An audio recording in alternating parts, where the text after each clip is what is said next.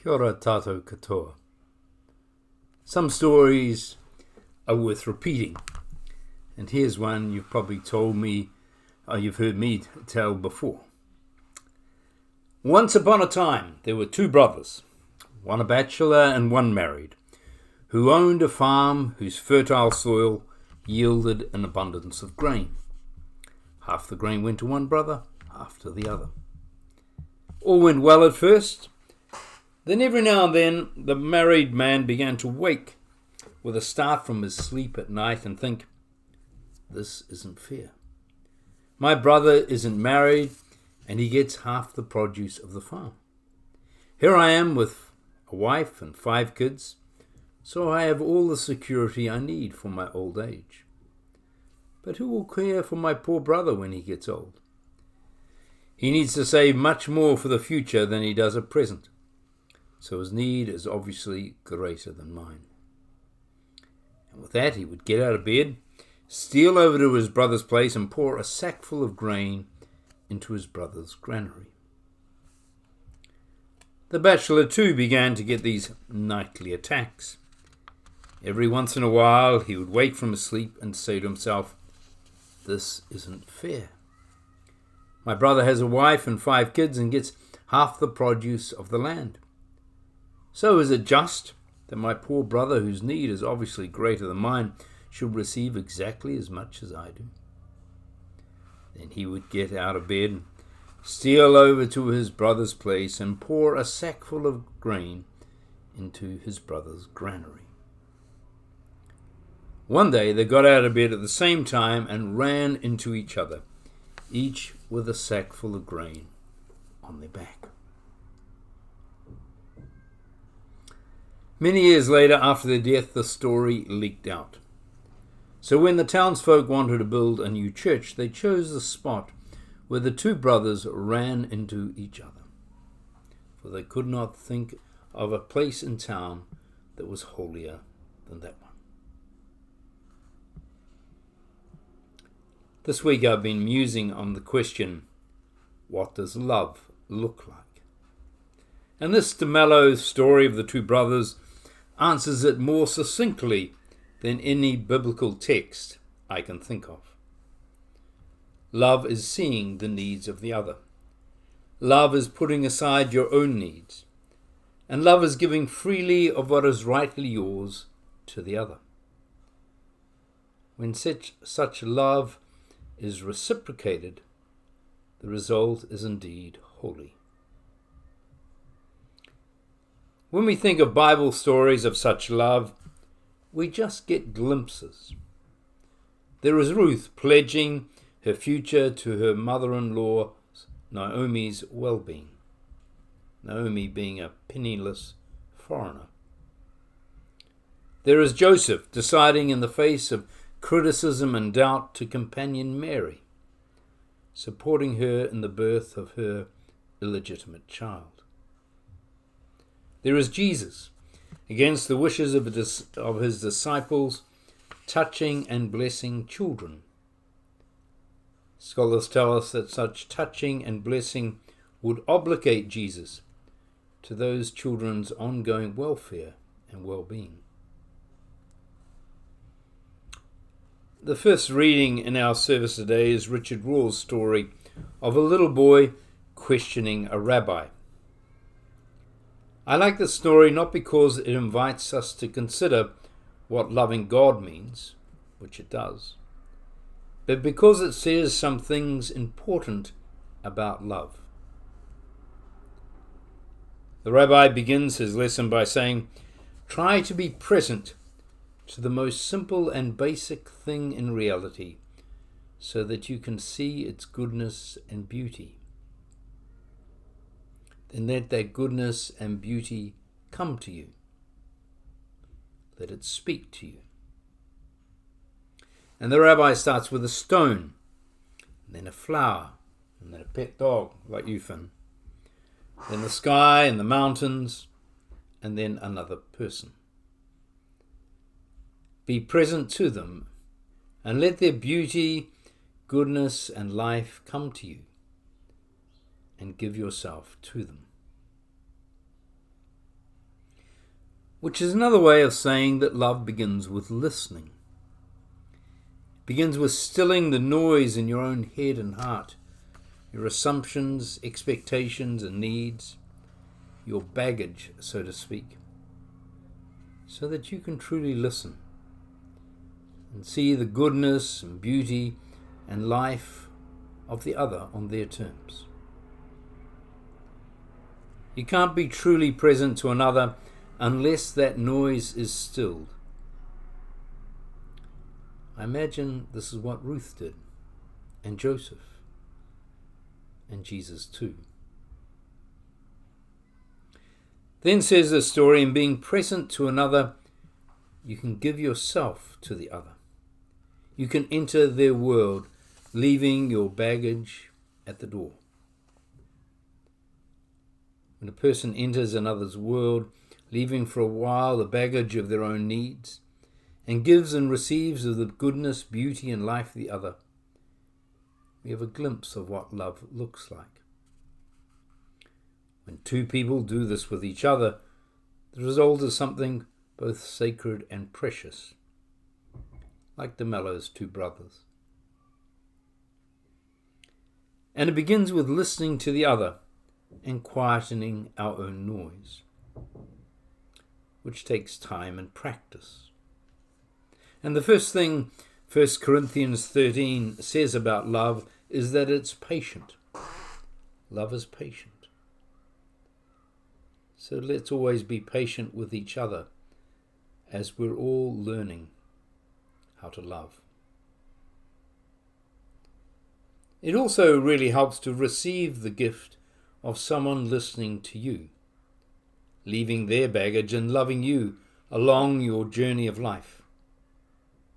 That love might be from a parent, parents, or grandparent, grandparents, or an extraordinary friend or sibling. Not that having received love is a guarantee you'll be able to love others. There are destructive forces in our world that can damage us regardless of our upbringing. And some people, though having received little love in their past, can deeply learn how to love others. There are healing forces in our world that can give us all hope. The ability to love another is also interwoven with the ability to love yourself.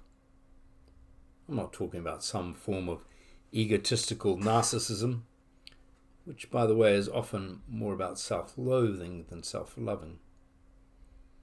I'm talking about the ability to listen deeply to yourself, past the demands and approvals of all those messages you've received about pleasing others, being successful and fitting with others' expectations. To listen deeply to yourself in order to hear your inherent goodness, beauty, and worth. The writer of 1 John 4 in the mid-2nd century put his thoughts about love into religious language. Let us love one another, because love is from God, he writes. Whoever does not love does not know God, for God is love. If following the rabbi and child story, we define love as listening, stilling, and giving oneself, then these transitive verbs point us to the understanding of the nature and essence of God. Then the writer of this passage, like the writer of James 2, infers that to follow the way of Jesus, that way into God, means to give oneself to the way of trying to love others, trying to listen to others, trying to still one's own prejudices and assumptions like dress or behavior, gender, race, and trying to open oneself to appreciate the beauty, goodness, and life of another, which we know can be hard work. Hard work getting around our assumptions, expectations, and needs. Like the James 2 example of fine clothes means a fine person, and dirty clothes a dirty person. The Bible says a lot about not judging someone on their outward appearance. But loving is hard work too, because sometimes the other person is hard to like, let alone love. Listening for the beauty and goodness in someone who has been nasty or destructive is difficult, to say the least. Louise Penny is an award-winning Canadian novelist and is well known by many who read crime fiction.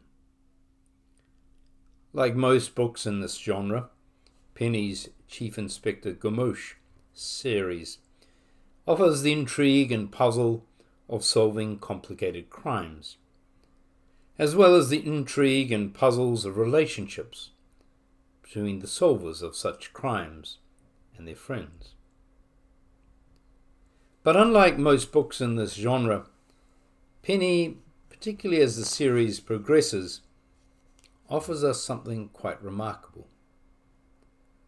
For these books are actually about love and friendship, about belonging and hope, and finding kindness buried in even some of the most hurt and most damaged of people.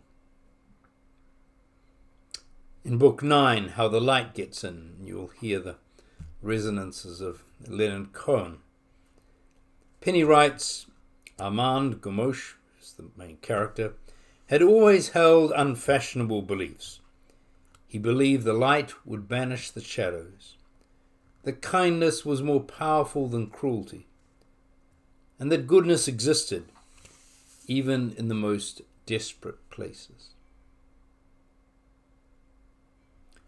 These beliefs find substance in two key relationships in the novels, that between Gamache and his second-in-command, Jean-Guy, and between Gamache and his wife, Rome-Marie.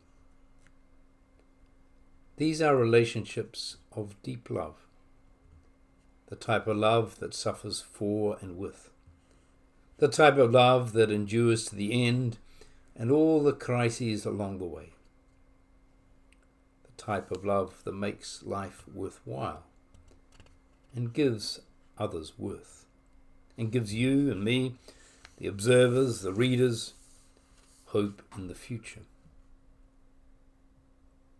I have a theory that novelists who create complex characters often know something first-hand of those complexities, either in their own lives or the lives of those who have been close to them.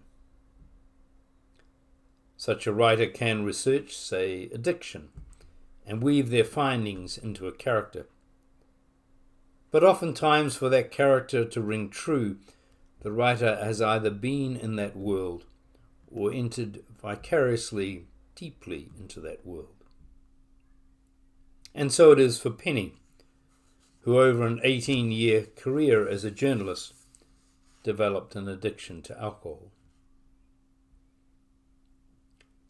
Louise Penny's books are also remarkable for the acknowledgements section. In most books, this section is usually a list of thank yous and the names of editors, friends, family, of other helpers and encouragers. Penny, though, writes movingly about the love for her husband Michael and his love for her. She met and married Michael at the time she was withdrawing from alcohol. She shares with us glimpses of a beautiful love, of tenderness, of loyalty, of suffering, and of much joy. Michael's Alzheimer's is diagnosed while she is writing, and then it progresses as the series progresses. In time, his physical health also deteriorates, and he dies. And through it all flows this precious love, expressed by word, by touch, by inference. And through the main characters in her novels flow the ways of love, forgiving when hurt, kind when criticized, patient when disbelieved. And the four sayings wise in any relationship: I was wrong, I'm sorry, I don't know, I need help. So what does love look like? Giving, seeing beauty beneath the grime, appreciating, being appreciated, going without because you're going with to wherever, resilient, patient, tenderness that you can offer others because you've been helped to find it in yourself, joy, the gift of being trusted, giving trust, holding another, and being held, come what may. Blessings to you and all whom you love this week.